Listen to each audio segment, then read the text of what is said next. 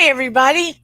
Yes, I did not put up a thumbnail properly. I had a day today, and everything was going cuckoo, and I was having to realign my energy. For real, for real. So, what did I do? I did not put up a thumbnail and realized it at the last minute. I did it on my Instagram, did not do it here. So, I'm hoping, giving a little bit of time, that everybody will find me. Because today we're going to talk about other things too, but we're going to talk about using your intuitive self to make better decisions. Like if you're making decisions for your life or just in general, if you have to make decisions, being able to tap into that so you're not confused and you don't just randomly make. Sometimes we make, I don't want to say desperate decisions, but sometimes we just go off the cuff and maybe we overthink the decision or become too impulsive. Yeah, that's the word. We become too impulsive, and a lot of times we think about too much about what everybody else wants around us and not enough about what's good for ourselves, right? So, the more we can tap into our intuitive selves, the better it is for us all the way around. So let's talk about that today. Yeah? Hopefully people will find it. It's just one of those days. Something went awry, somebody was having a bad day, and they tried to make it my bad day too. Everything was fine till then. And I've decided putting down boundaries. Putting down better boundaries. I have to. It's time. So here we go with the intro.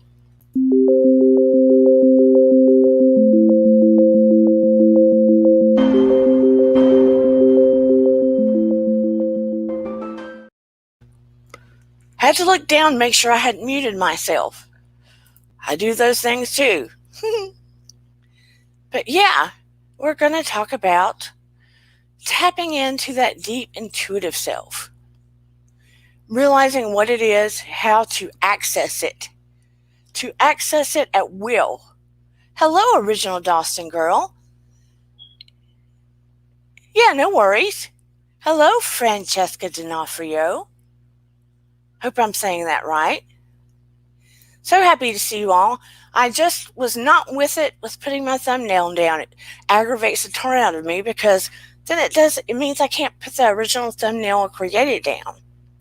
But like I said, things were going squirrely today, and it just let one thing go squirrely and it throws me off kilter. That's just the kind of person I am. I have to kind of stay in a pattern. But yeah, I've decided that I need to make better boundaries. Oh, good. Hello, Shoeless One. I don't see your... I'm going to need you to put a comment underneath the video today. It might make it easier to see your wrench because I don't see your wrench. Even though I set it up. Sometimes that happens. But Shoeless One is now a new mod. So if you put a comment under the video when this one's over today, then it'll be easier for me to make you a mod. Congratulations! I appreciate you. But yeah, I'm bad about if somebody needs help. I'm too much help sometimes, but I'm always trying to see how we can fix it. Yeah, but I've got to be better about self-care and making better boundaries for myself. I guess as moms, period. And Shoeless One knows he's not a mom, he's a dad, but he's one to help everybody. But moms especially know how it is to want to help everybody, and I'm really bad about it, but I've overextended and I have to be better about picking and choosing, because I think that I have burnt myself this time. Anyway, how many of you recognize? Yes, yes, yes, original Dawson girl. I need to preach to myself what I teach. I need to be a better person at preaching to myself what I teach. How many of you sort of juggle about? Oh, thank you. I think this is lapis, and this one has little Archangel Michaels around it for protection. I had a selenite one, and my new puppy grabbed it and broke it. She grabbed it and broke it, and it was brand new. But anyway, what was I gonna say? As far as our intuitive self, how many of you are able to tap into that when you have, thank you so much, have to make a decision? Like you're able to access it as needed, like Johnny on the spot. How many of you are able to do that? Like someone says to you, I'm giving you this job offer, and it's a lot of money, but here's the kicker. It's probably, let's just put it out there and say maybe you're making $100,000. Sounds good, right? And they're going to offer you $50,000 more. But you have to move near the beach. And they'll also give you the moving money and offset a condo that you're going to live in. You know, they'll give you all the perks. But you have to make the decision by tomorrow. That's the kicker. And they want you to move in 2 weeks. Hello, Reda Monchillo. I'm glad you're here today. So, how would you make that decision? Let's say that you didn't have friends around to make the decision. You had to solely depend on yourself. You would go inside of your body. I want you to think about it like it's real for a minute. Imagine the scenario of moving away and the extra money and the perks, right? If you go inside your body and you feel that scenario out, how does your body feel?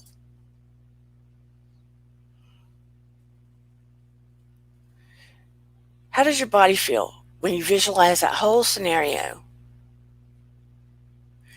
Then how does your body feel if you stay and don't take the job and visualize the scenario of staying? Hey, JC Bear. How does your body feel if you stay? You understand what I'm saying? It's that kind of deal. Anybody in the chat currently have a decision they have to make about anything?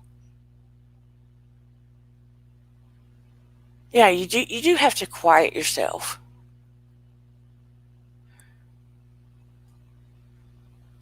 A sadness of staying, happy if you go.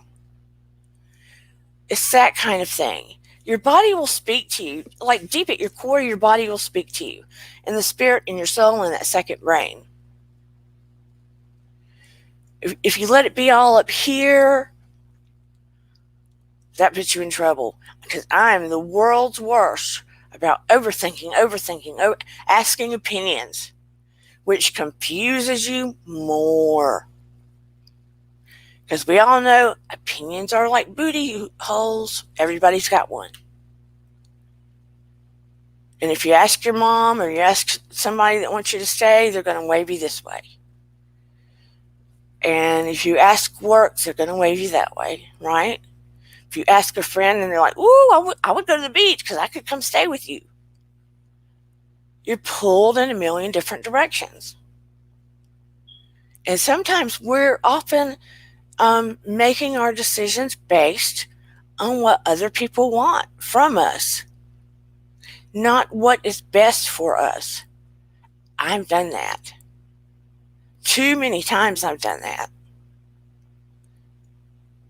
And it makes it hard because my heart gets pulled.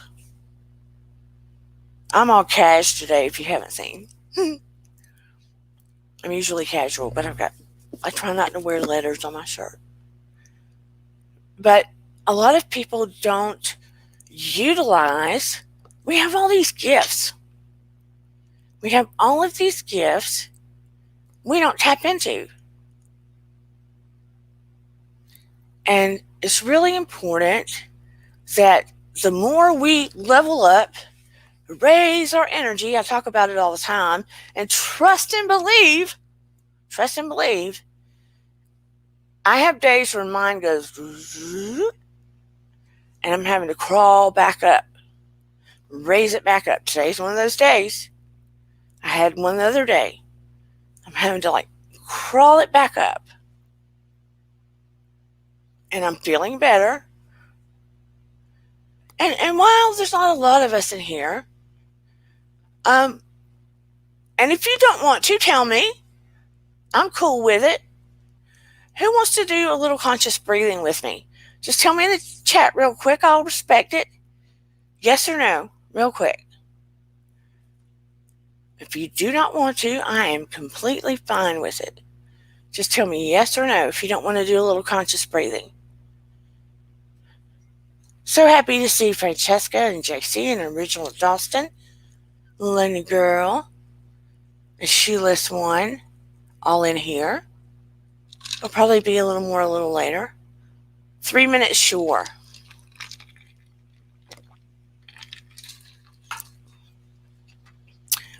I just want you to imagine the brightest, sunniest, happy place you can imagine. Brightest, sunniest place you can imagine. And the sun is just turning into not just sunny yellow light. That sunny yellow light is turning into crystal bright, brilliant light, like it's bouncing through a diamond. And it's just pouring through you like water. As it's just pouring through you like water, going through your feet. Let your feet be flat. If you can go barefooted where you are on the floor. But imagine that light just bouncing through a diamond, pouring through your body like water right now. Just moving all the toxins and yuck from the day, from the week through your body. Yes, South Beach. Woo, baby, yeah. Maybe you hear the ocean in the background. And just take a very deep breath through your nose. Hold it. The light's still moving. And blow out slowly through your mouth.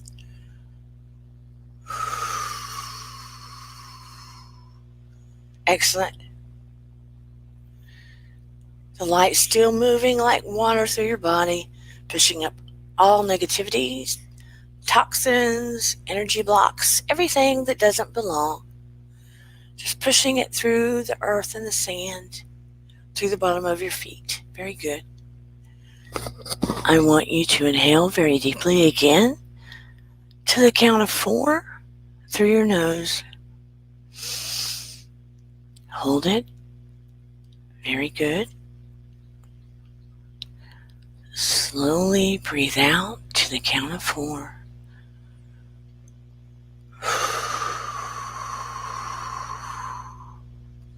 Excellent.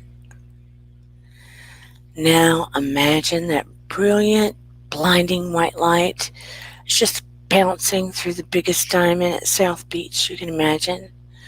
And it's just blasting through your body, taking out all the toxins and energy blocks and tension, everything that doesn't serve you, and it's just shooting through your body down into the earth. Excellent. I want you to inhale to the count of 4 through your nose very slowly right now. Inhale. Hold it. 1, 2, 3, 4. Very good. And blow out slowly one last time and forcefully through your mouth. Here we go. 1, 2, 3, 4. Excellent. Now, don't you feel a little more clear, clean, relaxed? Good job. Now, this is going to be a shock to your body. Hold on. Now let's get bimed up a little bit. Let's resonate a little higher just for a second. I'm going to shock you just for a second. When I teach little kids advanced preschool, and I want to raise their vibe, right? And I want to get the energy, the wiggles out of their body, but I want to raise their vibe. They don't know what I'm doing. And I'll interrupt it a little bit, but I'm not monetized, but I want you to hear this. So I'm going to share for a second.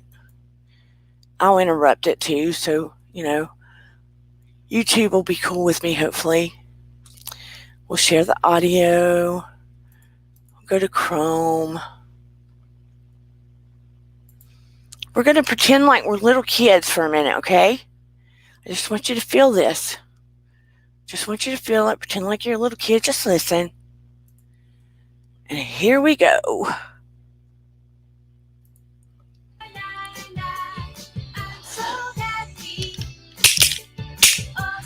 Happy. Sing with me.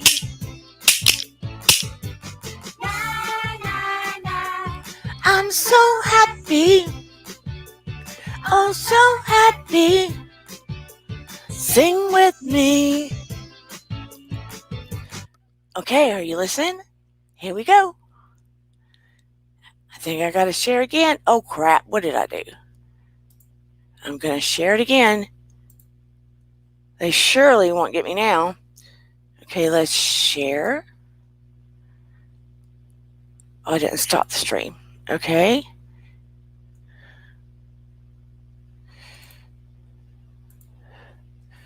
Action song. Can you hear it? Clap your hands. Clap your hands. Stomp, stomp, stomp your feet. Can you hear it? Stomp your feet. Swing, swing, swing your arms. Who can hear this? Swing your arms. Dance everybody and sing with me. Dance everybody and sing with me. Na, na, na. I'm so happy. Oh, so happy. Sing with me. Na, na, na. I'm so happy. Oh, so happy. Sing with me. Jump, Jump, jump around. Jump, jump, jump around. touch the sky and touch the ground. Touch the sky and touch the ground. Shake, shake, shake your hips. Shake, shake, shake your hips.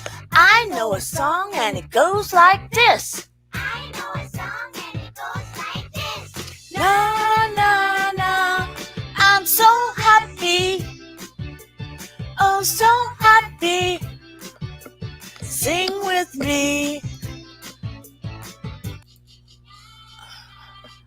Okay. Just wanted to give you a little bit of kid. Wanted to raise your vibe a little bit. Because basically, let's face it, our bodies are getting older. But truth of the matter is, the insides are still little kids. Yeah? So we need that, we need that excitement, that energy, that lift. It was so easy when we were little kids. And we automatically went for the intuition or the instinct. Sometimes we were impulsive. Yeah? You got to pick up the kids from the grandparents' house soon. No worries. But we need to find things in our day. So it doesn't matter if it's a kid's song or whatever kind of beat, vibe, something. Just to get us that feeling. I would find songs like that every day to put those kids in a good mood. Let's face it. Because how many 3, 4, 5-year-olds do you know can sit for an hour at a computer and listen to a teacher? And I was teaching them Spanish, multiplication, all kinds of stuff. Reading. Yeah, be safe. Hello, Natasha Razor. So I want us to tune in. Raise your vibe. When you're starting, we're all going to dip and dive. Yeah, the wheels on the bus went round and round. Now, some of the songs, if we really tap into those songs, the history of them were a little, but yeah. The kids love the tunes and the repetitiveness and stuff. They love BTS, let me tell you. You know that Korean boy band? Those are real hype beats. I was looking for certain frequencies in the music. There are certain songs that resonate at a certain level that actually affect your brain and can make you feel a certain way. Super duper trick, huh? And some of these record companies are aware of this. They're aware of this. Smart marketing. And what if they're putting subliminal messages behind some of that to get you to buy it? You just don't know. But I want to know, how many of you do depend on your intuitive self? I'm going to drop the link. Yes, it does. It activates the right side of the brain. Sure does. Copy to clipboard. I don't see it copying. It activates the right side of the brain. You know, I'm trying to be on my own spiritual growth spurt and go back into a state of being a student for myself, being a good servant leader. And what that means is, when you serve others, when you want to lead others, you also have to serve. You have to walk through the mud when they're walking through the mud, not just bark out orders. It should be that way in, big companies, small companies, everywhere, right? So I want to practice what I preach, and I've been trying to step back.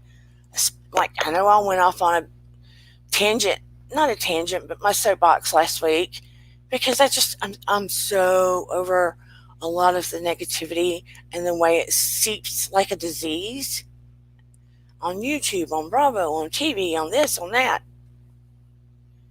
And people start acting, people that would not normally act a certain way, you see them start acting a certain way. And I can't anymore. I can't. So I have found myself starting to step back a little, wanting to. Not that I don't enjoy some of it. Hello, Lyndon, girl. But I need to, self-care is important. Right, Lyndon? She's on mute. Sorry, I was on mute. Sorry. Oh, I do it Dear too. Dana, how are you? I love you so much. Always love hearing your voice. Thank you for encouraging me to come on. As soon as I saw you went live, I got up, I ran downstairs, came to my laptop in the lounge, put on my dressing gown because I was in bed. It's 10 to 1 here, but Oh, I'm wow. fully awake and with you, so it's all good. I'm so happy you're here. I'm trying to, um, you know, tease times a little bit to see what works better. Listen, I will always try and join even for a little while. So I'm happy to be here as well. I love the subject about intuition. It's funny because I was thinking about what you were saying about your spiritual journey. Oh, sorry. Can you hear me? Yeah, I hear you. Great. Okay. Um, so I was listening to what you were saying about your own spiritual journey, and you strike me as somebody who um, looks after people to the detriment of your own self-care, Yeah, is the sometimes. vibe I kind of get from you, that you've got a lot of plates spinning, all that stuff. So, in terms of this, and I've been speaking to a friend of mine who is a psychotherapist as well, like yourself, and he was saying that the biggest thing that's going to come up for people at the moment post pandemic is burnout. Yeah, Burnout. So this topic's really important, I think, at this time because I've been feeling like something must be going on because there's a lot of negativity. There's a massive energy shift where yes, there's a lot of anger, I feel. So, and when I say anger, it's you can feel it on YouTube streets. I've never seen yeah. so much drama in such a short period of time. The drama is just like, oh my God, everywhere you go, there's like It's another something or other. What is happening? But also, my lovely neighbor is a DJ, and she said that she's not DJing at the moment because we've come out of lockdown, but it's still very, it's yeah, people are being sensible. Let's put it, it's, unless you're under 30. And so in the nightclubs and stuff, one of her friends is a bouncer, and she said, been doing it for about 16 years, and she said she's never seen anything like it. Like, this coming out of lockdown for people has released an energy which kind of broke all the kind of, don't want to say broke, but there's a, in lockdown where people, I don't know, in communities in London, people were very much looking after each other, their neighbours, checking up, all that stuff. So it felt like we were building something, and yeah, now suddenly it feels like it's gone. As we've opened up again, there's some big energy shift. And on the intuition thing, so in my 20s, I struggled with really understanding what intuition was, but it was always after the effects. So something would happen, I'd have a choice. I wouldn't listen to my gut, as some people say your gut is kind of where you feel things. So you have a feeling, you have something which is telling you more than your head yeah, what the right response is. And then after the fact, I would always be like, oh my God, why did I make that decision? Because that's the wrong decision. And I went against what I really felt. And once that happened a few times, I realized that I had to start trusting my intuition because my intuition was stronger than my mind, if that makes yeah. sense. So my Uh, body, my vibe, whatever it was, felt stronger than what I was logically thinking or yeah, pragmatically thinking. And so I was doing meditation at that time really quite intensely. And one of the meditation leaders said, if women, no, he said, intuition is really powerful. If you can tap into your intuition, and we did it through meditation, you'll be powerful beyond words.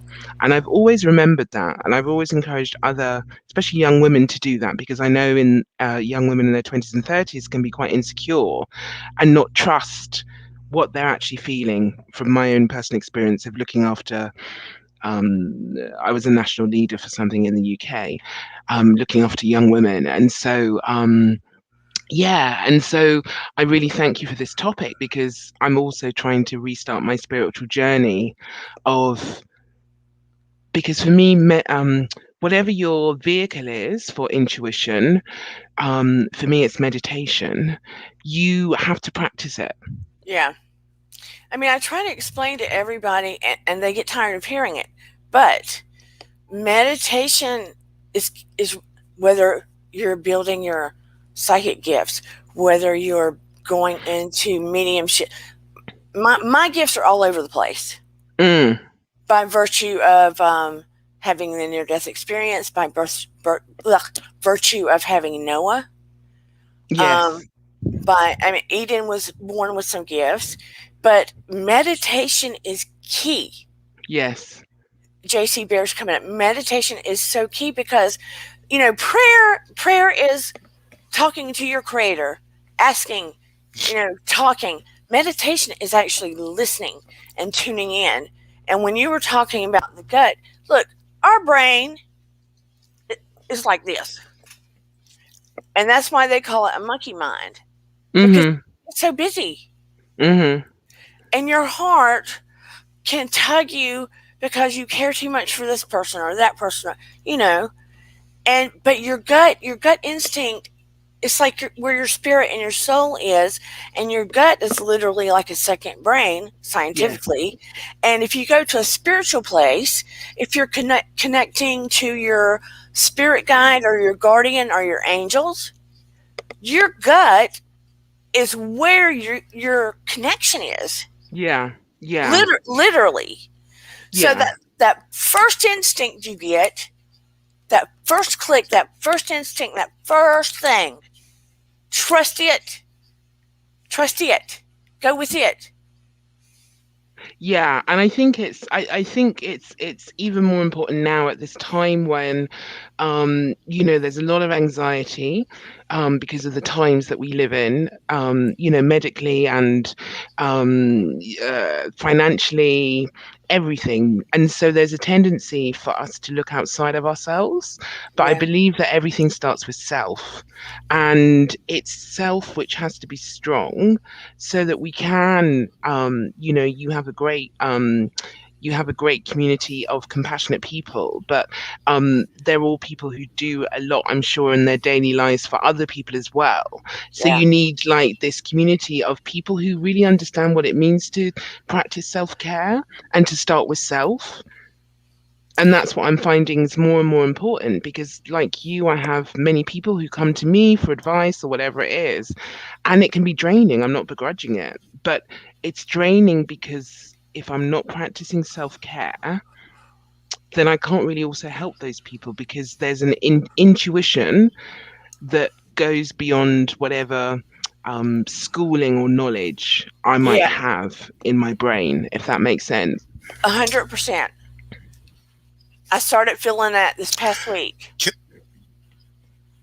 Hey, JC. Yeah. Can I ask? I'd like to ask both of you a question, since we were talking about intuition and so forth. Okay.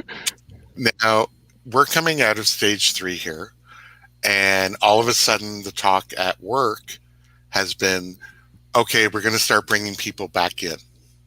And it's been, like, for us, it's been 16 months since we've all been on site. And, I'm a little social animal, or at least I used to be, and now I'm a social animal virtually with you guys. And at first I was, really excited, like, okay, one or 2 days a week back at work, great. I'll be able to see everybody and some new additions to the department that I haven't met yet. And then the other half of me was all of a sudden felt overwhelmed. Anxiety. Because I'm like, I haven't been in that type of work environment. And usually, when I'm dealing with coworkers, I go by my gut feelings and my intuition, like whether they're friendly, whether they're open, whether, it's the wrong time to approach them, that type of stuff.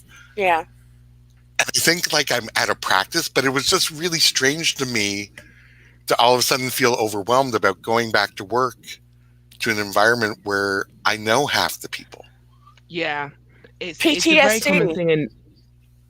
Yeah, and also, like you said, you're a social animal. I keep making the joke that I have to learn how to eat in front of people again because, it's just like I Same haven't here.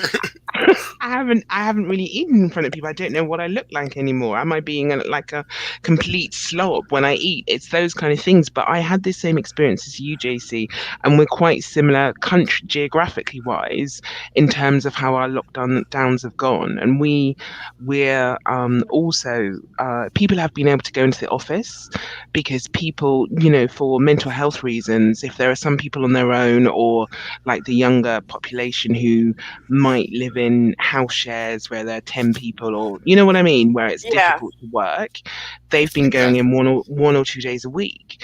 But what was interesting for me, and this is why I do a lot of well-being at work, what was interesting for me was when I decided to go into work, and I knew it'd be really social because the first few days of going back into an office when you haven't seen anyone is literally, hi, hi, hi, how are you? Oh my God, who you? What have you been doing? Hi. It's kind of like Christmas. Yeah. So I got so anxious that I couldn't actually go into the office. It was like, on a Sunday night when you in the old days, pre the corona beer, sorry, the beer virus, Yeah. Yeah. Yeah. when on a Oh, Sunday night, and you'd kind of have that sinking feeling that you've got to go to work the next day, and you might not be able to sleep. I had that feeling 4 times over, and so I phoned my friend. I said, "Look, I'm really sorry. I'm freaking myself out. I can't come in." So we started doing work around that anxiety that people feel, Yeah. to Here's just because I think it's really important. Some people don't want to commute. Some people are still afraid that they've been safe for so long, but they might go in and be and catch something, and then does that mean that they can't see their vulnerable parents or their vulnerable children? There are so many anxieties involved, I think, generally for people, because it's something that we've never been in before, right? Nobody's experienced this before. No, and there's what's happening ex- too. People don't realize the degree of PTSD they have experienced. It's going to get bigger and bigger as things open. And now we have part two of what it has turned into happening. And like in the States, the people that are unvaccinated are starting to experience it. So What do it's you think? mutated into. So do you think this? Sorry, JC, did that answer your question? yes. I mean, I just thought maybe I was overreacting to No, No. that it was like, okay, why am I being so foolish? no. Like to myself, it's like, these people, you've worked there for 3 years before this occurred. Like, why am I being so kind of hesitant to It, No. embrace going back? it's like an emotional effect of having people, like she said, people have been in their houses, they've been in their safe zones, and you've been, look, it's like watching more on television, right? And having to go out with masks and huddle up and stuff. People do not realize how it's truly affected them until they start going back out into semi what's supposed to be normal again. Yeah. So what I started to do was, when we could, which was quite recently, I started to have people in my house. That was really nice. I had a few dinner parties and people round, and I'm slowly socializing myself, if that makes sense. And Yeah. there'll be one day in August that I'll go into the office. We're kind of moving offices, blah blah blah, and I have to pick up some stuff. So I'll do that one day, and then another day I'll go meet someone for a coffee. And then I decided I'm off next week, and I'm going to just get into the routine and maybe take the bus trip a couple of times to see how I feel without actually going into the office. Because That's a good idea. 18 months is a long time, so it can't come back. Everything can't come back at once. It will be very overwhelming. Yeah. Oh, exactly. And that was the second part I was going to ask is, or people in the chat too, is that have you ever been, well, for me in the work environment, where your intuition tells you, back off from this person. Like there's something like you just can't make a connection with them or get a read off of them. Yep. Yeah. And and for me, it's been with some of the higher ups, like managers type deal. And and usually I give people a couple of chances to try and connect with them on some level, either be it food or sports or some of their interests. But it just doesn't, for some reason, you get this feeling like this person doesn't want you to continue the conversation, no matter how friendly it is. Yeah. But like for me, I just usually then just back right off, like almost like quietly tiptoeing out of a room. Only I'm like, well, have a good day. And I'm like, oh, and it's like, there's something, either I can't connect or this person, there's something with them that your gut is saying, don't try it. There's something that's telling you just keep away and avoid. Yeah, and I always feel that that's my body, my life giving me protection. Because what I found through the last 2 years of, it's been quite a traumatic time as we're going into the Rona night. There were lots of unrest for things like Black Lives Matter. There was lots of geopolitical stuff going on, so that was a time for me of great reflection over how I engage with people going forward, and whether I was putting myself in situations that were valuable and of value to us both, whether they were just transactional friendships, all that stuff. So I did a lot of assessing over this last couple of years, and what I've come to the conclusion, to answer your question, is I think it's protection. Because I realize that if people aren't on my vibe, I don't need to give them the energy. Right. And if I'm feeling that energy that you're talking about, JC, I'm just like, I don't need to fight this. This is my body. My body's actually giving me a message. I can feel something here. I don't feel it's me because I've got all these great people in my life here. So it's something with that person. It's someone that I don't need to interact with at this time, beyond office politeness, if you like. Or sometimes when you feel forced into friendships because of working with certain groups or something, you know what I mean? You know what I'm saying? Because you're working with a group of people, and that group of people, and then you're just like, no, I can't do this anymore. But there's an interesting thing that's gone on for people who, especially for those people who work in offices, is that through working from home, there are certain boundaries that have been taken away through having to, you're not working from home, you're at home working. Are you eating, JC? What are you eating? I want to say crisps. What are you eating? Chips? No, I just uncorked a little bit of ice cream that has like chocolate chips and Oreo crumbles within a vanilla ice cream. When you said uncorked, I thought it was wine. Yeah, I was like, great, I'll go and get my glass of red. Well, no, I have my wine for later. Okay. So that's chilling in the fridge right now.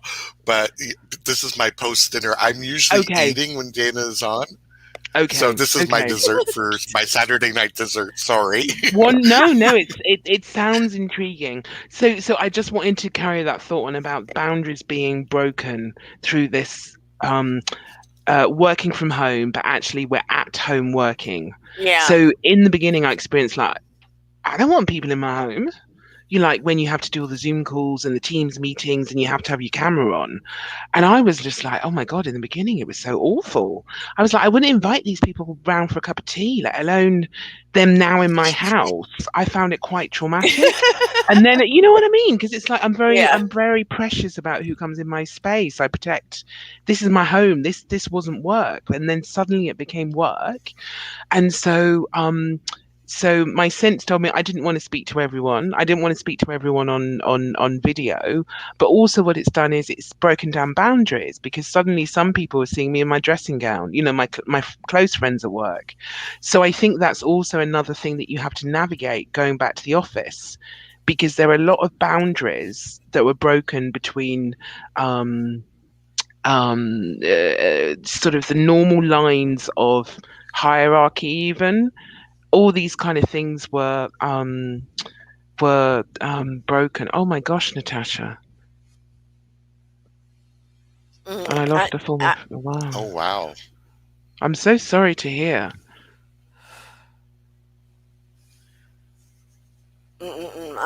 I can completely understand losing trust that way. Yeah, it is awful. I mean, watching that on television. Look at that too. Everybody was home, watching it in your face as an officer. You're supposed to be able to trust people of law to save you, right? And you're seeing an officer do that crap. Ugh.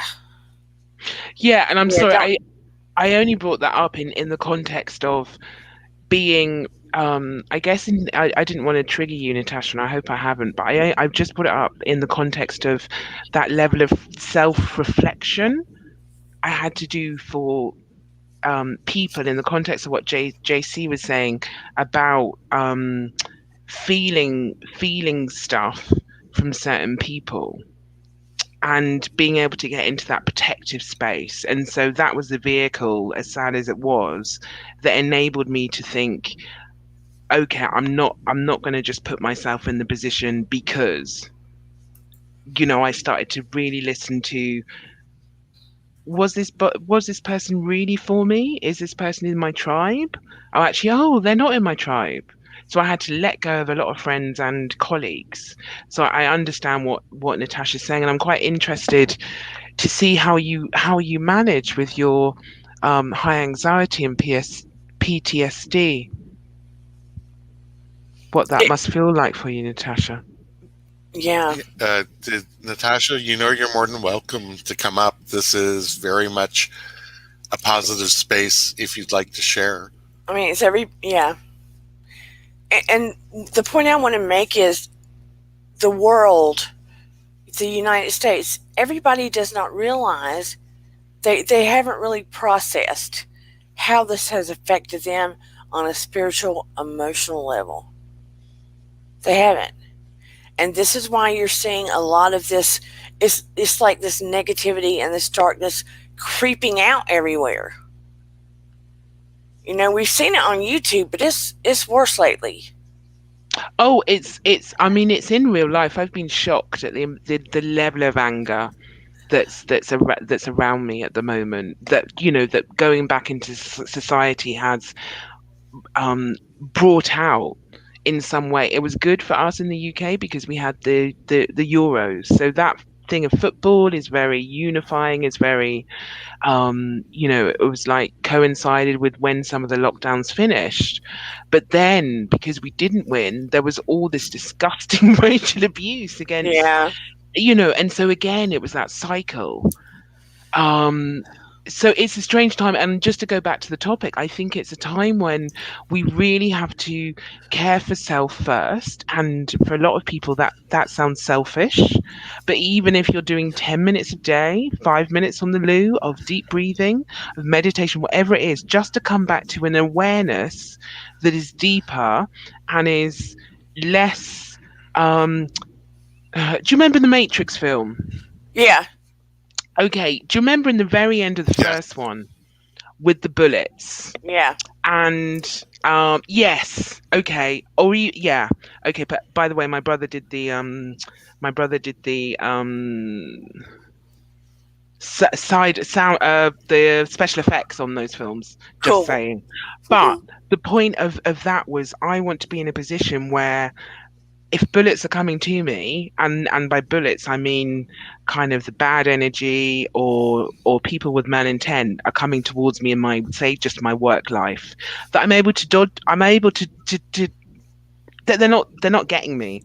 I'm able to sway so that I'm so kind of confident in my vibe, that my vibe is so high Yeah. that the bullets aren't things that stop me from going forward. So it's Yeah. like that bounce back ability. So at the moment, I'm probably, my bounce back ability is probably quite low because my vibe isn't high. Does that make sense? Yeah. And I want to be able to say, I'm always bad about first, second, third, fourth, fifth, sixth, seventh, eighth chances. I want to be able to say, for my own will be, I'm done. I'm done. I'm done. For my own greater good, I'm done. With certain things, right? Right, that you put them down or that you leave people or Yeah, certain interactions with people that aren't good for me anymore, or certain thing. I'm done. yes. No So bueno. I'm done. yes. So a phrase my friend used to say to me was, is it serving you? And if Right. this isn't serving you, then you can walk away from it. Right. So I'm getting to the point now that I'm feeling like it is time in my life. I figure out, like you said, and I use those exact words with my husband today, the exact words. Is it for the greater good? Is it serving me? Is it serving Wow. others? Is it raising my vibe? Is it positive? Is it healthy? Those are the Mm, criteria I'm going to begin to use. mm. Period. I'm going to create criteria for my life because I cannot be a servant leader and help others if I'm drained and my energy's low and things are coming at me all the time. I can't. Yeah, that's So, very true. so I have to Well, I have to be better at it. well, Here's Yeah. Natasha. well. I don't know whether this is the old little rebel in me or so forth, but over here, and I've raised this on Dana's show before. In Canada, the major issues that have been coming through has dealt with the discovery of the residential children for Oh the yeah, native residential, the indigenous children that yeah, were Mm, found by residential schools in massive amounts of unmarked graves. And what was interesting is that we had a discussion at work about it. And I reached out to somebody I'd worked with who I never realized was Métis before until she told me. And we had a discussion. And for the first time, I was referred to as a settler. whoa, And it just kind of made me mm. pause.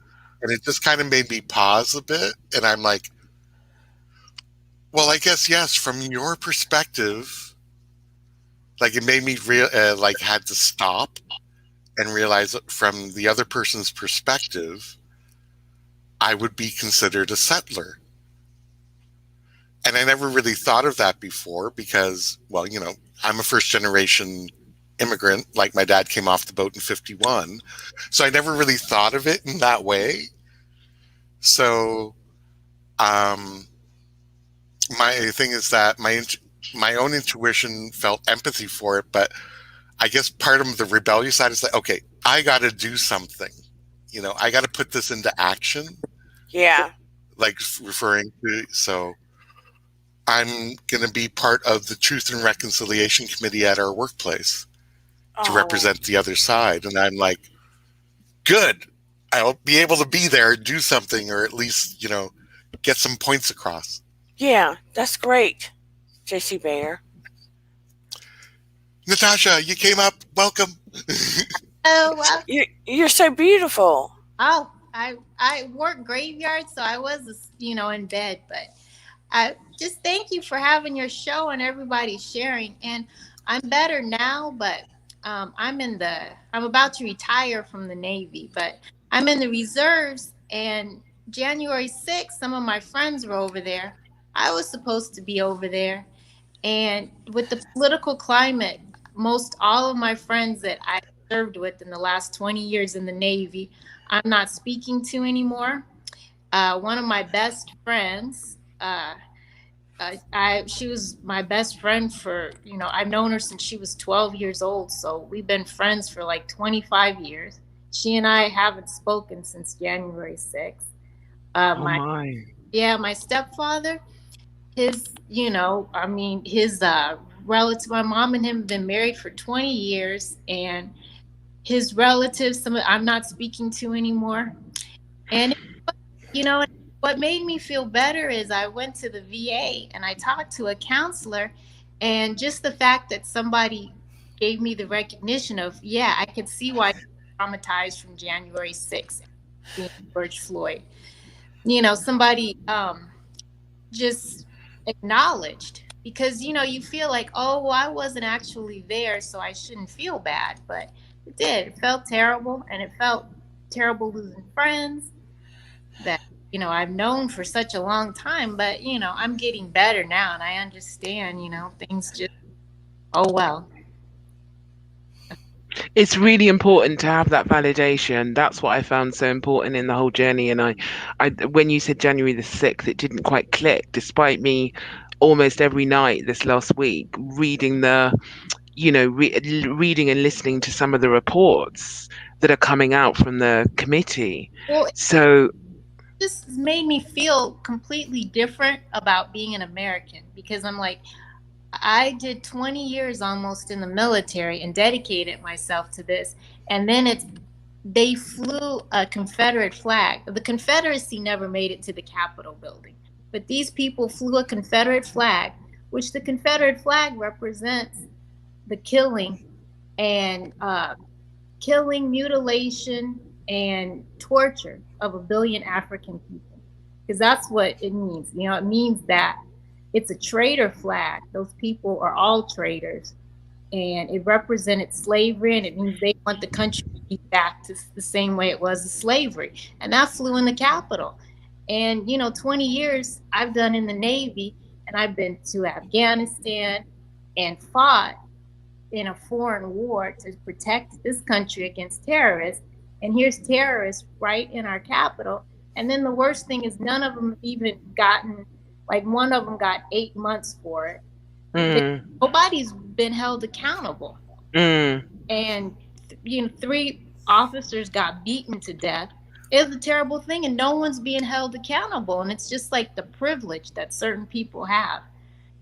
So that just was, the catalyst that just caused me to have so much anxiety. And then losing a friend over it, someone I thought was a friend who just had no empathy whatsoever for me. First of all, how have you done 20 years as a serving person? Because you look that I know, right? That's the first thing. She looks like she's 30. You look so young and vibrant and youthful. Yeah. Is the first thing, but the second thing is, I feel what you're saying greatly, because I was so enraged by the lack of accountability and the lack of justice. And I can't imagine, as a serving officer, seeing everything that you fought for be ruined by your fellow countrymen, basically. And to see that level of destruction from you going to other countries on behalf of your country, I can't imagine seeing it through that lens. Horrifying. Yes, and what was worse is there were so many military people that were there. So these people that I always had trust, because you're supposed to always trust your military buddies, which of course, But then, what do you mean? Do you mean that some of the insurrectionists were from the military? Yes. Oh. Yeah. The whole thing's just been a nightmare. All of it. Every bit of it. And we were like, everyone's at home to watch it because we are stuck because of the pandemic. So it makes it even more horrifying. So sorry. That's okay. But I mean, I get you. I mean, I wasn't in the military, but I understand what you're saying. So may I just ask, how, apart from this, I guess, counselor that you went to see that kind of validated your experience and validated your experience is the first step, right? What Yeah. else have you been able to do? Because someone's put in the chat. Uh, Appreciate what you said about lingering mind, body, spirit, PTSD. I've been thinking of this and tried to discuss with a few. They don't understand me, and this reaction left me feeling a type of loneliness. So I'm just wondering how you're managing to, to just show up for yourself every day. Yeah, handle yours. After the validation, it helped a lot because before, I was drinking to help, but Okay. yeah, that was the main thing. But I still do that, of course. But listening to Dana's show, Aw, thank you. Oh. being able to put it into words has helped so much, and to be able to just recognize it and to feel okay about it. Natasha, may I ask you a question? Yes. And don't feel obligated to answer if you're not comfortable. But with the people that surrounded you, that you later found out disappointed you or didn't have your back, did you ever get that gut feeling when you actually served along with them? That, like, was there anything that gave you any indication that maybe they weren't on the same vibe as you or so forth? Yes. Yeah. Yeah, I had that feeling, but it was like, I didn't realize what racist they were because it was, so we're supposed to be, in the Navy above color is what it's supposed to be. But the other thing, though, is there's some other friends that now I have a stronger bond with. Good. We all experienced the same thing. That makes me so happy to hear. May I Because ask you? Sorry, Dana. No. Go ahead. You keep interrupting. I've got the red wine out now, so I might be a bit like, oh. You go ahead, London. Okay, thank you, Dana. I'm so sorry. So I just wanted to ask whether, Natasha, you do anything, because I do believe that we store, and I'm just finding this myself, and I'm not finding it out through. Basically, I've had some, not nice experiences happen at work to do with the racism, and we can often take this discrimination, whatever it is, just to include everyone here, we can often take this discrimination and just keep moving on with our lives. But I believe it has a stamp on our bodies. It's like we're walking around with scars or wounds that aren't healed. And I only realized how bad these experiences were when I shared them at this group. And this black woman who was into body work, she kind of curled up in a ball and just said, "Oh my God, what you said really touched me." So, but she felt it appear in her body. So I'm interested now in kind of doing things like yoga and other things to just get those experiences out of my body, because I think we store everything. So Yes. do you do any kind of Pilates or yoga to? Yes, I do. Because I have a sauna, so I built a sauna at my house. So I do the sweating out, and I do the steam, and then I have all the massage sticks. And then when I go to work, I sit on a yoga ball at work. Okay. Because I do try to get the memories out. Like I've been doing since this so much self-care. Like I've been doing my facials and massage, and like I said, the sauna and everything. I just do everything, and I vitamins and. Okay, so the reason I said yoga particularly, just because I don't know if you were here at the beginning when Dana did that lovely visualization, meditation. The thing about that is when we're anxious, our breathing goes. Yeah. And so this I call it a pause that Dana did, where you could be anywhere, and just for that 4-minute period or 3-minute period, you do those deep inhalations and hold them, and then exhale. I find every time it stops my anxiety, it breaks something, and it just centers me. I mean, I have a Buddhist practice as well, but there's something in the breathing that really helps anxiety. Dana will be able to explain it better. Yeah, I'm going to start practicing that, because the other day I saw you do that with Busy Blue. And I kind of felt it. I was like, oh, and after that, I've been doing this. I've been trying to be like, okay, what does my body feel? Yeah, because that's one of the things I worked with Busy on before. Because if you step back when you're getting all and you step back and do the deep breath and go, okay, what am I feeling in here? What is my body telling me? What am I hearing? You'll hear that other voice, that other message go, wait, girl, do this. And it'll be like a direct message without any flowery words, or it'll be like a direct order, right? Yeah. And that's your higher self. That's that gut thing. That's your higher self that's guiding you. Yeah. And that's where you need to go. It's in your body. So I'm always telling people, you have to get out the stuff that doesn't serve you out of your body. So I'm about to do yoga again, because when you feel that tightness and weirdness in your body sometimes, it's not just about tightness. Sometimes it's about stored memories. Yeah. Stored stress, stored memory, stored anxiety. And you'll find if you stretch or do some simple yoga, you can find simple yoga on YouTube, that just stretching out, it'll release it. It'll release that anxiety your body's holding on to. Look, girl, I'll be in the kitchen. I will be in the kitchen and I'll hold on to the counter and I'll back my booty up as far as I can. And I will stretch my back out and booty up. And then I'll put my head up, right? And go straight. And then I'll, like inchworm. Till everything is so stretched out. So, I use things around my house in a few minutes here and there, like exercise equipment, just to stretch my body out and get the anxiety out of my body. Yeah. That's what I'm using it for. I think I hang upside down on my couch. Yeah, those are all really amazing things, because also with that practice, you also have to breathe. Yeah. And it's breathing that's key, and it's the breathing that will center.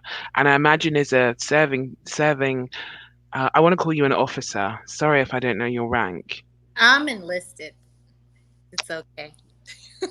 Okay, but I imagine that with all your physical training, that's very yang and very pulls your muscles one way, and keeps them almost like in a contracted thing, whereas yoga, meditation, Pilates is very yin, and you need that balance in your life generally, but just in your body. But I want to just applaud you for all the self-care you've been doing. It's really inspiring me, considering, as recently as January, you were, reactivated with your PTSD. I think it's incredibly beautiful that you've honored yourself in such a wonderful, beautiful way of self-care.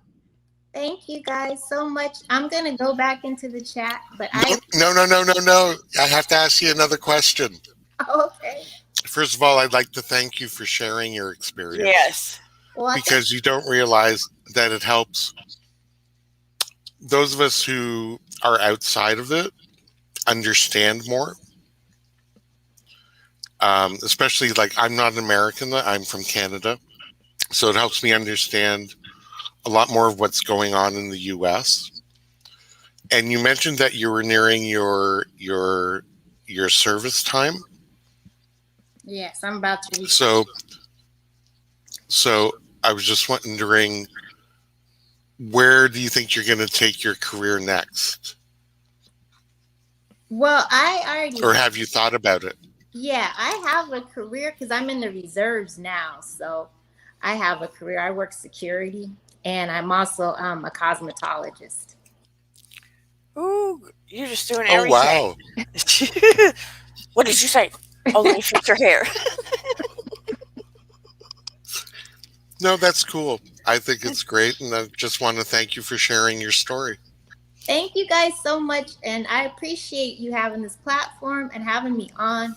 And like watching your show and being able to talk to you guys really does help me. You know, it helps me get it out and not just keep it in. And it's so cathartic. I hope you come up more. I adore you. Thank you for sharing so much. Thank you. I'm going to go back in the chat because I got to go to bed. Okay, So good lovely night. to see you. Take care. Nice to Nice meet meeting you. you. Bye, Natasha. Oh, Beautiful soul. yeah, she is. My heart. Beautiful soul. Yeah. And really inspiring the what we were talking about before in terms of self-care and prioritizing your self-care. And I believe for me, Natasha was that example of what we were talking about in the beginning. I just honor her and honor that so much. It's amazing. I mean, I'm very inspired. look at all the people fighting over stupid stuff. Yeah. I want us to be able to recognize what we're going through, honor what you're feeling, first and foremost. Don't ignore it. Don't push it aside. If you're feeling anxiety or PTSD, or like when you weren't ready, London, that was wonderful that you honored it and said, hey, wait, I can't do this right now. And taking the step by step to ease back into it. Yeah. I mean, that's perfect.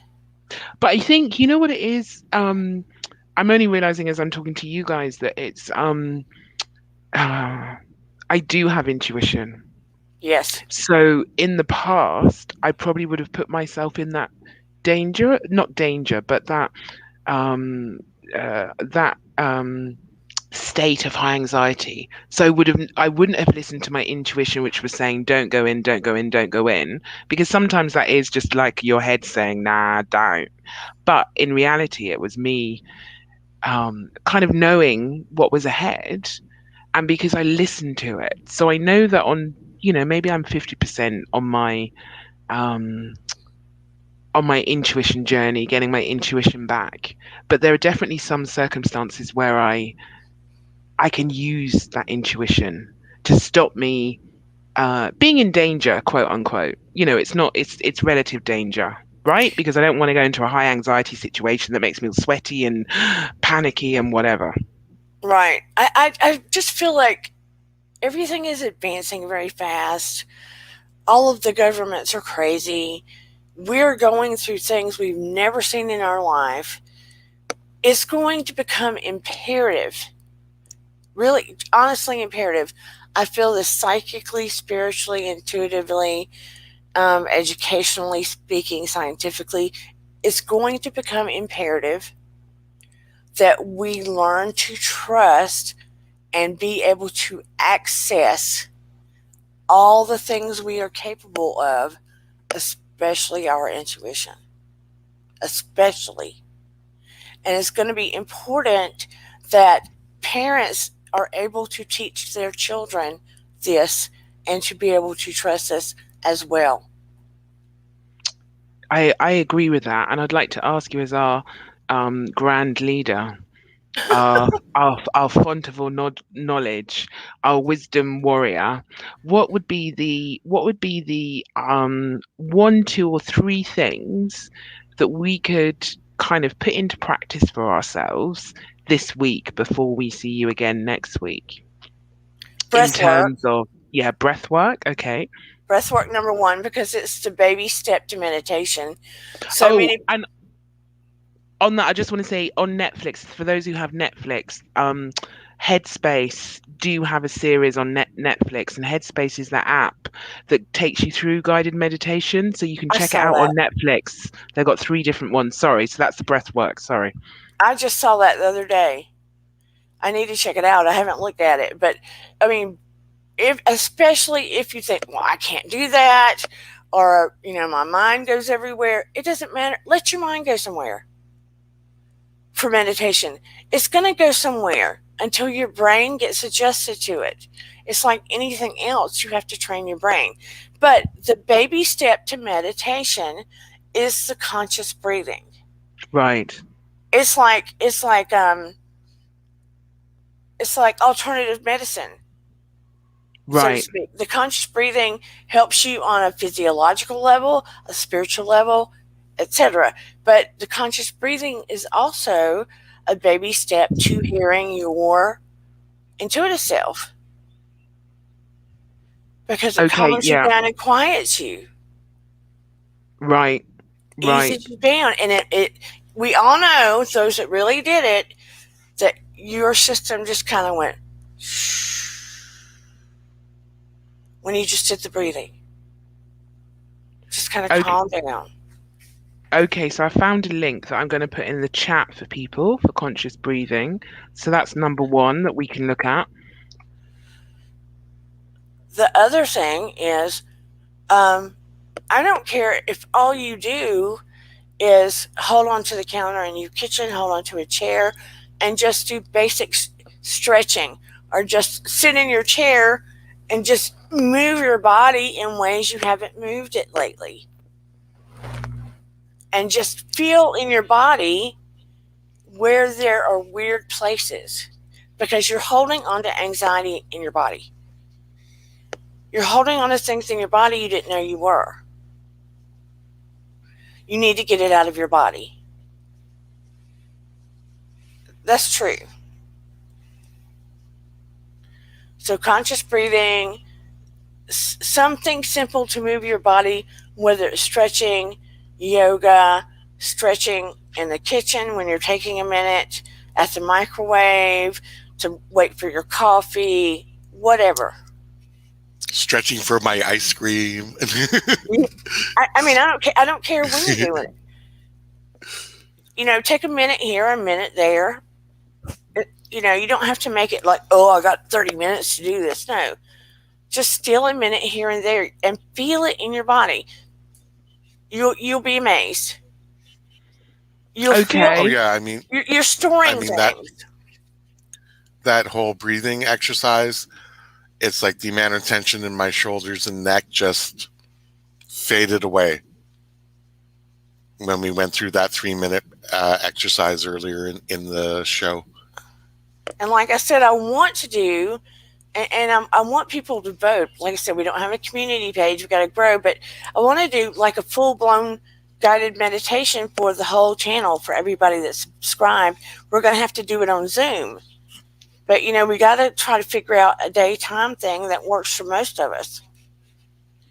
Hey, Adam Harris. Hey, Gina. Hey, Shelly. Hey, Monica. Hey, Miriam. I want to make sure I'm saying hey to everybody. So I would take 3 minutes to do the, 4, 4, and 4. And through your nose to count of 4.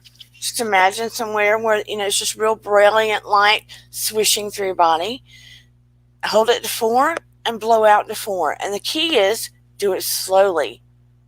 In, hold, out. In, hold, out. Just slowly. Okay? Stretch your body. Try to figure out where you're holding anxiety. And, play some silly music that's going to make you feel, get your energy, your vibe, your spirit. Okay, your inside. You know that feeling where you feel, pumped up inside? Mm-hmm. Play or do something. Watch something, do something, play something, read something that makes you feel uplifted inside. And also takes you out of that moment Good. that you're yes. in is what I found. So what I do sometimes when I'm working from home, well, I'm always working from home. I'm always at home working. But I don't know if you remember Ally McBeal, that TV show. So everyone had a theme tune, and so I have a theme tune each month, and it started off with Jimmy Kimmel and the what are they called? I love them so much. His house band, the oh my god, I'm so embarrassed. I know Not Paid by Monique, not paid by anyone will probably know this band, but whoever Jimmy Kimmel's house band. Anyway, start of the pandemic, they did a cover of Under Pressure, and all their instruments were like toasters. They were, because they were working from home. All, instead of having proper instruments, they were all like toasters or, beer cans. Yeah, that, literally like that. It's amazing. It's on YouTube. And then I decided that I needed to up it a bit recently, and so I now play the entrance song to the Beyonce Coachella, where it's all the band, and I'm just like, yes, okay, now I'm that girl. So yeah, I definitely agree. Music takes me out of, I call it out of my funk. So if I'm in a funk and I'm just concentrated on that negative thing, the music comes in and takes me away. And of course, I get up and I do stuff because of the music.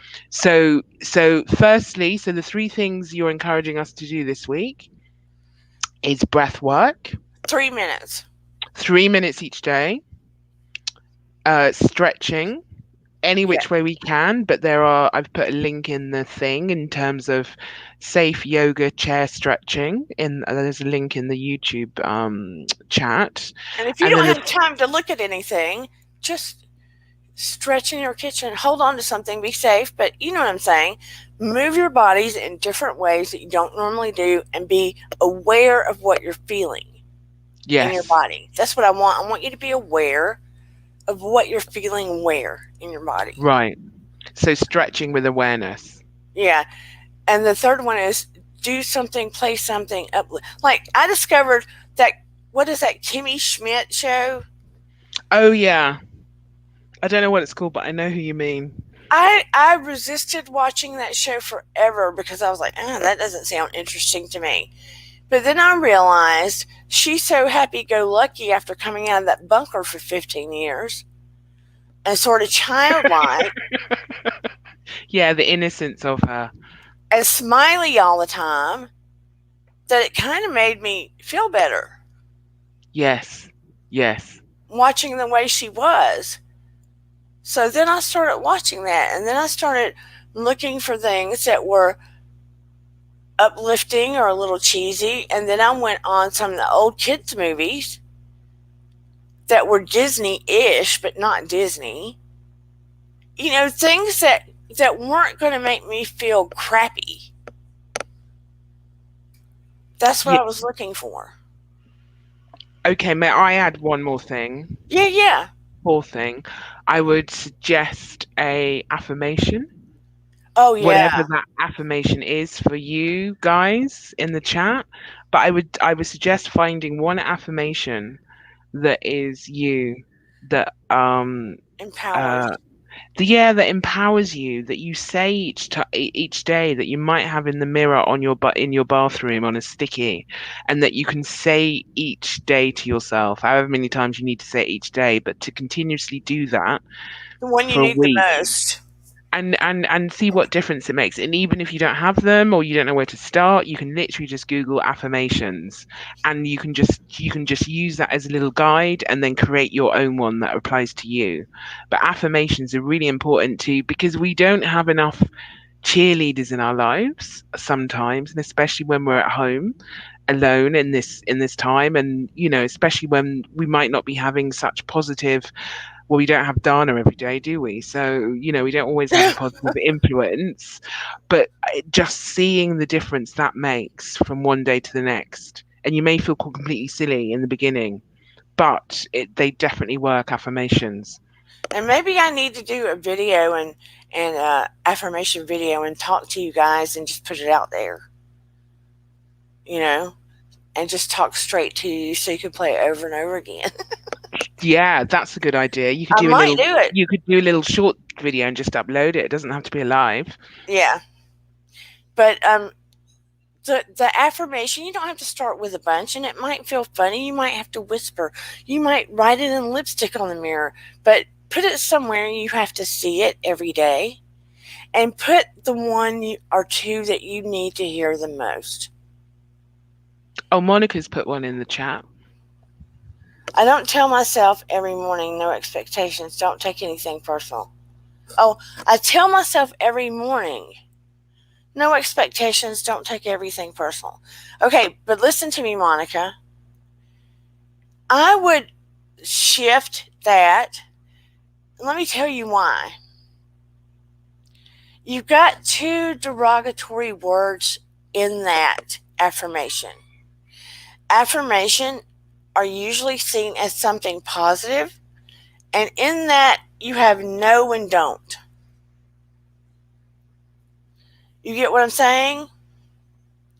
So I might try to shift it around where it's something personal to build yourself up.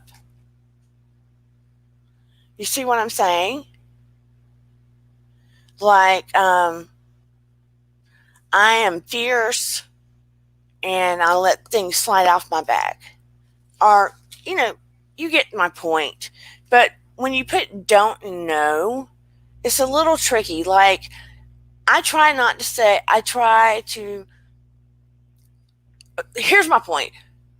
When someone's going to the store, if I want to eat and get something, I wouldn't say, don't forget the ketchup. When you say don't forget the ketchup, you've got two words in there that are setting her up for failure, setting her brain up for failure. Don't and forget. So odds are she'll probably forget the ketchup. That's a truth. It's a psychological truth. So I usually say, please remember the ketchup. It's just a mind play. It's a double negative, absolutely. And it doesn't make a positive. So it's weird little things that you have to think about. We're setting our unconscious mind only picks up on the specific words. It doesn't know truth from a lie. Remember when I told you that? So it was picking up on don't forget. So when you throw affirmation, like I tell my students, my older students, I make up certain classes. I create curriculum. So when I tell my students to do affirmations, your unconscious mind doesn't know the difference between a truth and a lie. So even if you write an affirmation that says, I'm confident, even if you do not believe you're confident at that moment, keep telling yourself you're confident every single day.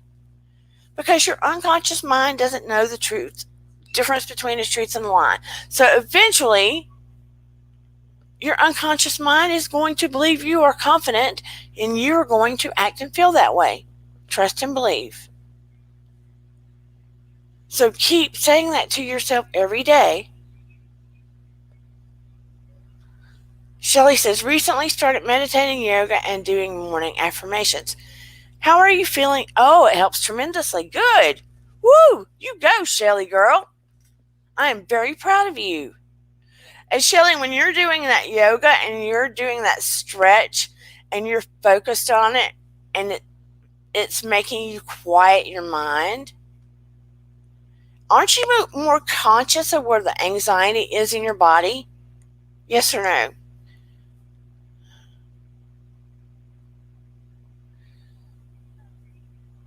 Oh, I don't hear. Oh, they've muted themselves.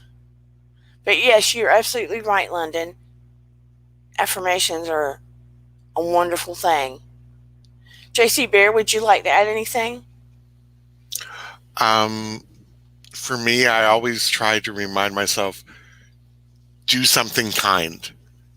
Yes. Whether it's, I'm at a Tim Hortons drive-through and I pay for somebody's coffee, it's like $2. Okay, I'll pay for their coffee. But I always try to do something kind each day because for me, it makes me feel better about me that I've done it. Yes. Absolutely. Yeah, you're so right. And it does it makes your energy rise. Your emotional, physical, you resonate at a higher level. And the higher you resonate, the more people similar to you come in. Go ahead. JC. True. No, I just always have to remind myself to be grateful for what I have, because in reality, when you look at the larger world, I have shelter, I have a full fridge, I have, decent family and friends, and new friends over this last year, over the through YouTube and meeting you all. So I'm a very lucky person in my own mind.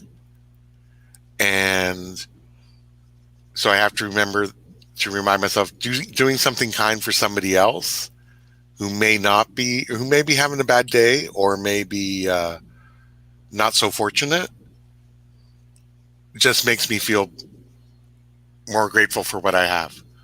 Yeah.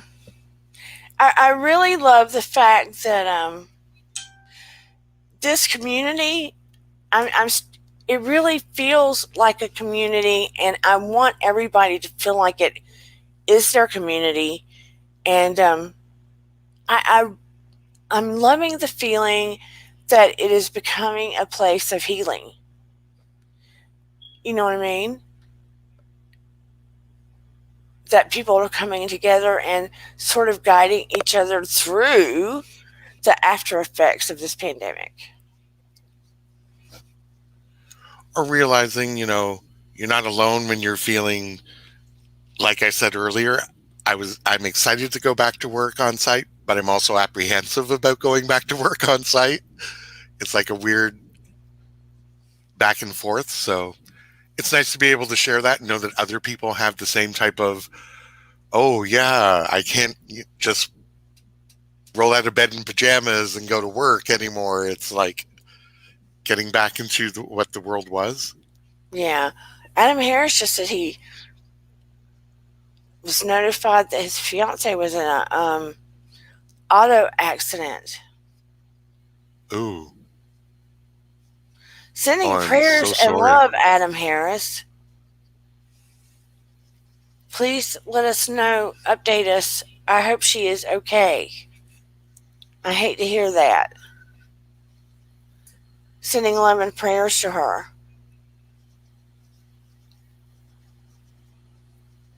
It hurts to hear that. So Adam, is your fiance in the UK? He said she was. Oh, Yeah, it looks like he's saying that she was in Manchester, which is north of London anyway. And he was notified 2 days ago, and it made the local news, and he's trying to get more information. Where are you based, Adam?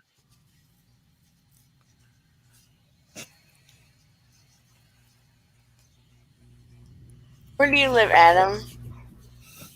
Aren't you in the U.S.? Adam Harris.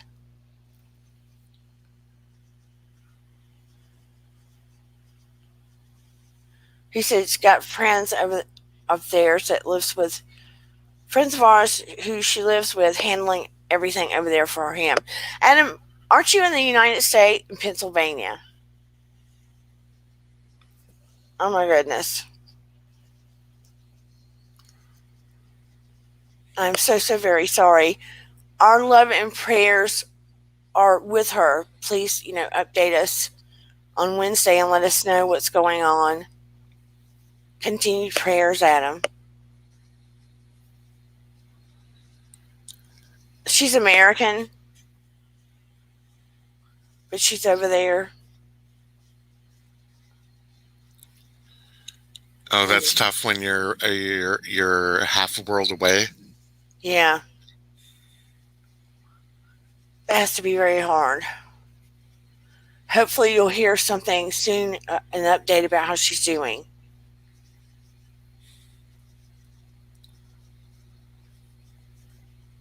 Did it just now happen?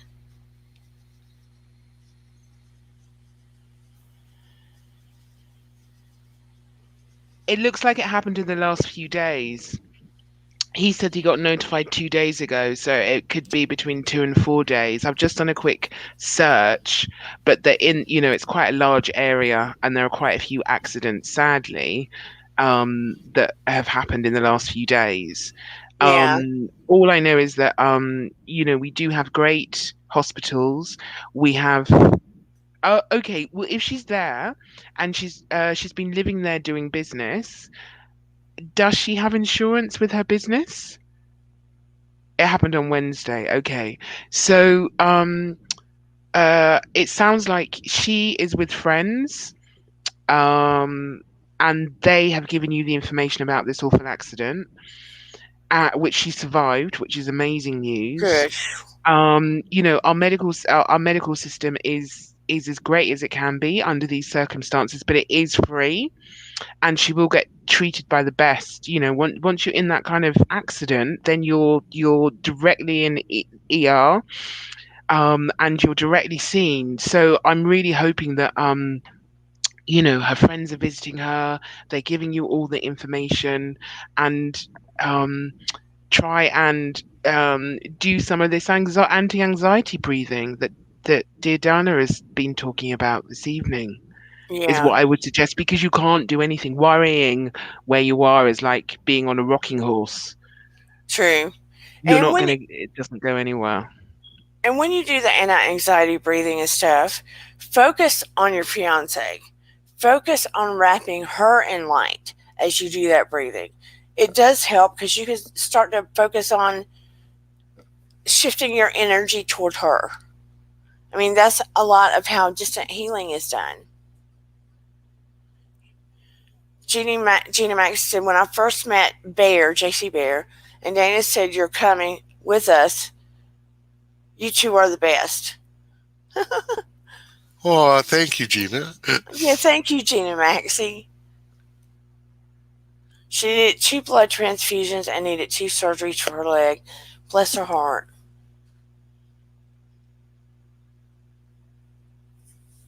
Continued blessings. But anyway, the assignment for everybody for the week, and this will help you tap into your intuition. It will. Trust me. Do the conscious breathing. 4-4-4. Number one, yeah. Stretch your body in whatever way you can. Grab a minute here and there, and just actively, consciously pay attention while you're stretching. Mm-hmm. To see where it's tense, what you're holding in your body. A lot of that stress and anxiety. Mm-hmm. You will, once you stretch it, here's the key. I will feel places in my body and stretch, right? You can feel some of it release. When you hold it, you can feel the release. And once you feel the release, you can let it go. And a lot of that's where you are literally holding things in your body when you're stretching. Mm-hmm. It's a weird thing. It'll feel tight. You stretch it and you'll feel that release and it'll let go. So be cognizant of where you have tight places in your body. Play things, play music, do things, play movies, play things that uplift your spirit, your soul. Let it be elevated. Hey, Shan. And make you laugh because you brought in movies. Yeah, comedy, stupid movies, anything that you know that's just going to take the focus off of negativity.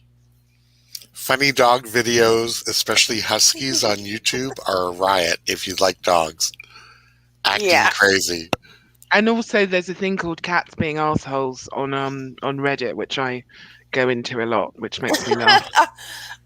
Are there videos there of cats being assholes? Cats are. I love cats, but they really can be. Well, remember, cats view us as staff. That is so true. And number 4. What was number 4? Affirmations. Affirmations. The affirmation that you need the most in your life, even if you don't believe it about yourself. The one you need the most are 2. Because why? Your unconscious brain doesn't know the difference between what? Lies and between the lies and the truth. Right. So the more it's like a guy trying to sell you Dubai, or sell you Italy, or sell you a big diamond ring, right? The more they keep telling you, the more you believe it, maybe. But or the more they tell you they love you, so they can get down on your pants. Now that was terrible, isn't it?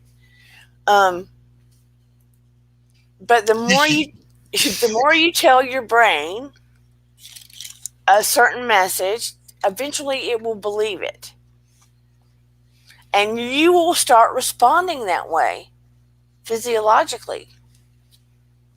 It's like lying to yourself, but eventually you'll act that way. And also, if you're struggling to realize how great and awesome you are, you could also ask a good friend, what are the 3 things they love about you, and write those into an affirmation. I am this, I am that, I am that. Because sometimes we can't, our negative stream is so strong that we're not taking in those compliments or those great things about ourselves. So I've started to go and ask my good friends, what are the 3 things that you love about me? And I write them down. Because we're terrible. It's so easy for us to put ourselves down. So easy. I grew up with, you shouldn't be too proud of yourself, or you shouldn't brag on yourself, or you shouldn't act like you're too special. So you act overly, you put yourself down real easy. Or you don't take compliments great. Because it's hard to hear that, because you're not supposed to act uppity. You get what I'm saying? We've got to start owning what we're strong in. Absolutely. And my love, what are you going to do for your own boundaried self? I'm going to be better at setting boundaries, and I am starting to stretch. I'm going to start my yoga practice more. That's for one thing. And I have stepped off social media more because it was starting to bother me.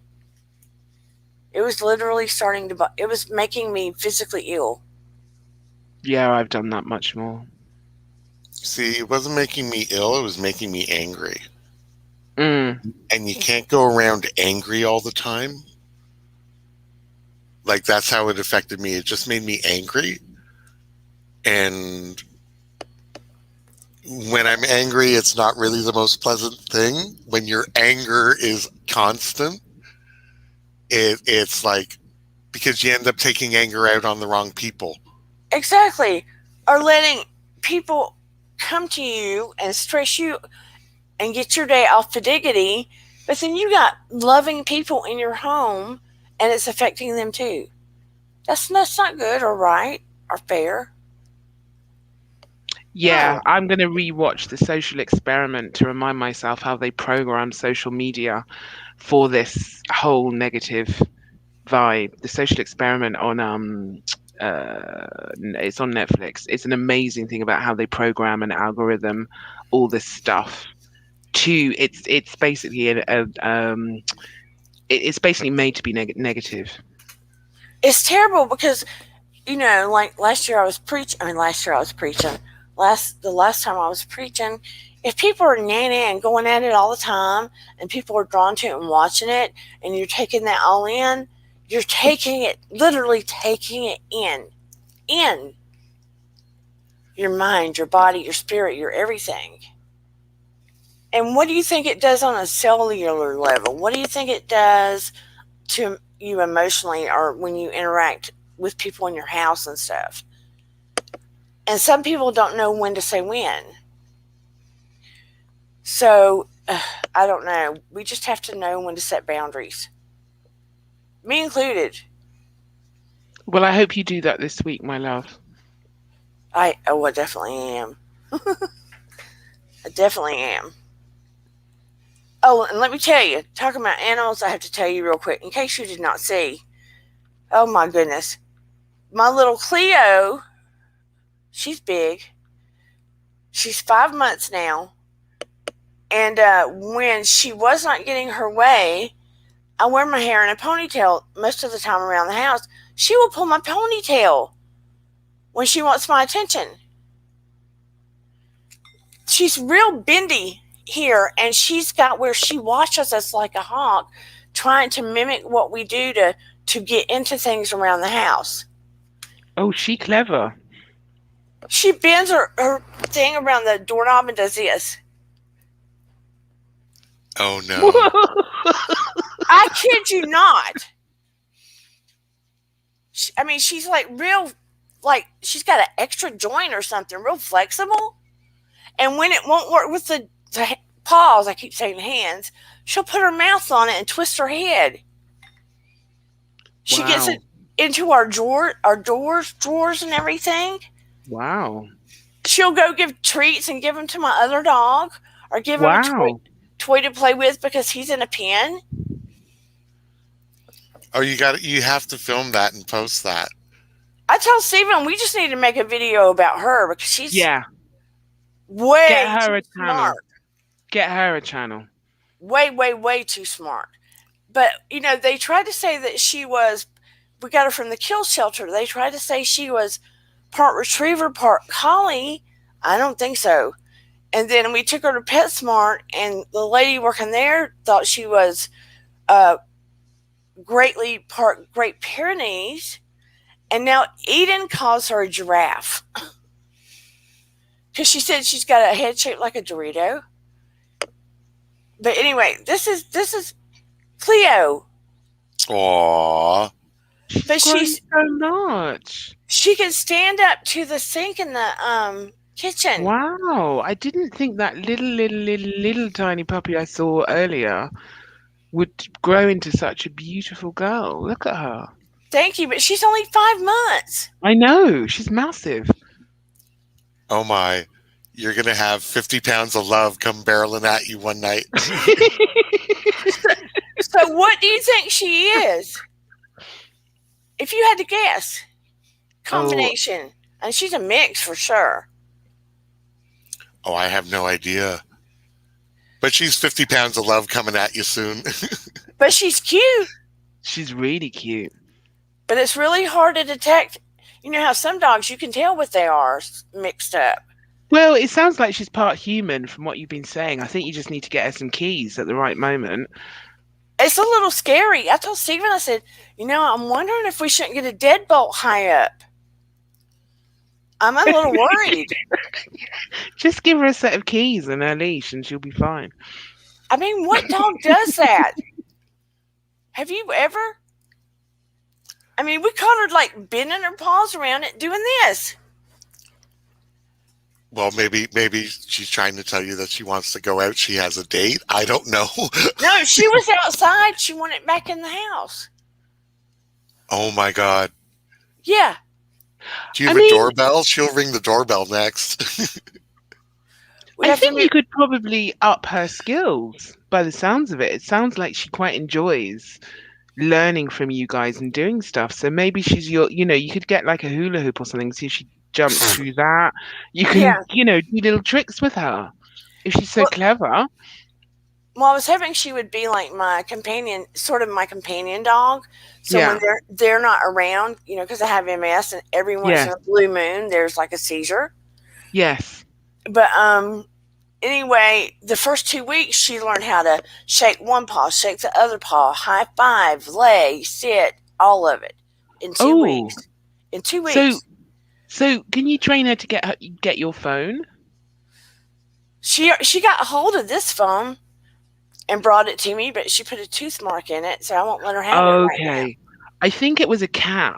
I read a story about a man who'd fallen in the shower. Actually, it was on YouTube. A man who'd fallen in the shower. He was in his 80s, I think, not very mobile, and he was lying where he fell, and the cat brought him the phone. Wow. The other day, listen to this. The bulldog, it's like a big fenced-in area in our family room because our family room's really big. But he's older, and he's bad about, he'll want to jump up on the couch and mark territory. So we keep him he can walk around in it, but just to keep him, from doing that. So anyway, he can see everything. He can walk around the room in the sink. So he's not, pinned up where he can't, you know what I'm saying? He's not a slave. in the thing. Hey, Blobby. But anyway, if he sees things on the floor, he always thinks it's food. Mm. So he saw her Gumby toy. It's green. And he was just running his mouth, carrying on, wouldn't be quiet. He thought it was food. She realized why he was barking, because he could see it. She went over, picked it up, moved it out of his line of vision, and laid back down. Oh my gosh. I think you can you should look into training her. She sounds so clever. That's what Eden keeps saying. I mean, she's scary smart. I mean, if she's going to be your support dog, I'd while she's young, maybe look into it a little bit. I mean, we've always had dogs. We've got 3, including her, but she's just like, it was like, whoa, I've never seen this before, where they just learn so quick, and she watches every single thing you do. Okay, so how is she with housework, like hoovering and stuff? Yeah, I wish. Well, if she can use her paws, maybe you can get her to do dishes. Lick them. She'll lick them clean. And then if she wants something and then you won't pay attention or something, she'll pinch bite the side of you. She won't bite. She'll like a mosquito bite. Yeah, like a cat. So, my loves, I have to love you and leave you right now because it's 2:13. Yes, I need to wrap things up anyway. Thank you so much for having me. I look forward to joining you again. I was so happy to see you. Thank you for being here. And I guess I need to wrap up anyway. Okay, bye, JC. Bye. Always a pleasure. Always a pleasure to chat with you. I'm happy you were here tonight too, JC Bear. I've missed you. Oh God, yeah. I mean, the last little while has been pretty busy, but I had to take in this one. It's Saturday night. Now, there's always something you forget to do when you're closing out your lives. So don't forget, people, like, subscribe, and share. Yes. And dear Dana, will you tell us your Instagram so that people can subscribe to you there as well? It's at Dear Dana 3. There you go, people. So, spread the word, spread the joy. And I will drop off and let you and say hi to you again on your next live is. Oh, on Wednesday, we're probably going to break down Amy Winehouse. Oh. The life that would and be death of interesting. Amy Winehouse. I'm going to do it as a psychotherapist and spiritually. Oh, that would be interesting because she had a wild ride. Yeah. So, if all goes accordingly, it'll be Amy Winehouse. So, it's been requested, but I was already thinking about it too. Okay, cool. Is Wednesday's going to be your celebrity breakdown days? Maybe on and off. Not set in stone. Hey, I'm Blobby! Okay, cool. I'm going to drop down. Always a pleasure. Always a fun experience. And I shall see you Wednesday night. Okay. Bye-bye. Ciao. Thank you, everyone, for being here. I hope you do the 5 little things we talked about to start, perking up your own intuitive self so you can depend on that. Because as we start navigating whatever the remnants of this pandemic means, and we're still going to be riding the tide on that a little bit for a while, it's imperative that you listen to that part of yourself and that you fine-tune it. It's going to be imperative moving forward that you strengthen that skill within yourself. We've all got it. And like any other muscle that you have, or any skill moving forward that you have and have to get educated for, you have to strengthen that muscle. And it begins with fine-tuning things in your body, with the conscious breathing, with the listening and feeling in your body where you're holding stress and anxiety, and start moving it out of your body. And teaching the kids around us, it's going to become really, really important that we learn how to strengthen all of the skills that we've had all along. that we just didn't utilize the way we need. They're going to have to be our superpowers, for lack of better. People are going to be reacting more and more and more. I hate to say it. People you wouldn't expect to be reacting are going to be reacting. Count on it. Unfortunately, it's true. You may even react from time to time unexpectedly and not know why. And don't beat yourself up. So learn to begin to use these skills so you can access them quickly as you need to, especially the conscious breathing. It will be your best friend. I'm not even joking. Anyway, get some pepped up music. Do all of these things. Do the conscious breathing. Please, please, please. These things take a couple of minutes at a time. Put them in your toolbox. I would love to know that when we come back that you're utilizing these things and they become second nature. And I'm going to do it too. Because like I said, the spiritual journey, the everyday psychological journey, things that you need to do for yourself to put in your toolbox, it's an everyday ongoing thing. It's not a one and done. It's not a, oh, you've learned all this and you stop. You have to be ready to be a student of life. But anyway, I'm humbled. I'm happy that you all came. I appreciate you all so much. I truly, truly do. And I love you. And I'm grateful.